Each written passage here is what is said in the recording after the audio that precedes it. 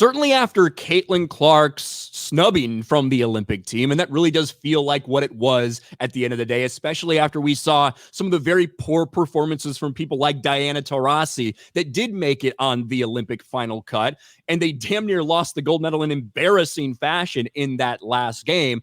And a lot of people said, if Caitlin Clark had been here, way more attention would have been paid to it. And it would have probably been more valuable to have her than some of these other people on the roster. Well, Caitlin Clark was ready to get back into action, and she did exactly that. She had a crazy night against, ironically, the Phoenix Mercury, Diana Taurasi's team. She had 29 points, 10 assists, had some great three-pointers, some incredible passes as well, and kind of letting everybody know she's still here and she's not going anywhere. And this all came as the Phoenix Mercury seemed to think it was a good idea to troll Caitlin Clark by implying that Diana Taurasi was a bigger pull than her. Diana Taurasi now should be pretty fucking embarrassed, and rightly so. Caitlin Clark humiliates Diana Taurasi and forces her to eat her words. Because if you remember, a lot of WNBA, veterans had a big problem with Caitlin Clark coming into the league, had a big problem with all the attention that she was getting paid. I would say Diana Taurasi probably qualified as one of those people. Listen to this from back in the day when Scott Van Pelt had Sue Bird and Diana Taurasi on to talk about what Caitlin Clark's going to do in the WNBA. When the college guys come out, they're waiting for them. I mean, Camilla's coming, Caitlin's coming. There's more than just that are coming. What will the league have in store for them when they get there?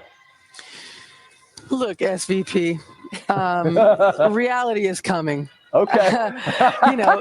There's levels to this thing, and that's just life. We all went through it. Of course. And you see it on the NBA side, and you're going to see it on this side where, you look superhuman playing against 18-year-olds, but you're going to come with some grown women that have been playing professional basketball for a long time. Not saying that it's not going to translate, because when you're great at what you do, you're just going to get better. But there is going to be a transition period where you're going to have to give yourself some grace as a rookie. And, it might take a little bit longer for some people. Yeah. Yikes. Funny because with the win last night, Caitlin Clark and the Indiana Fever swept Diana Taurasi and Brittany Griner for the season.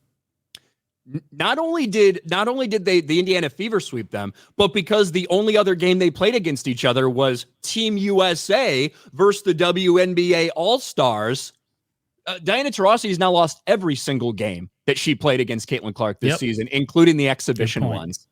So you're right. That's Reality is coming, Diana Taurasi, you old washed up hoe. She had a great fucking career. Yeah. But the people she's old as shit. She's 42.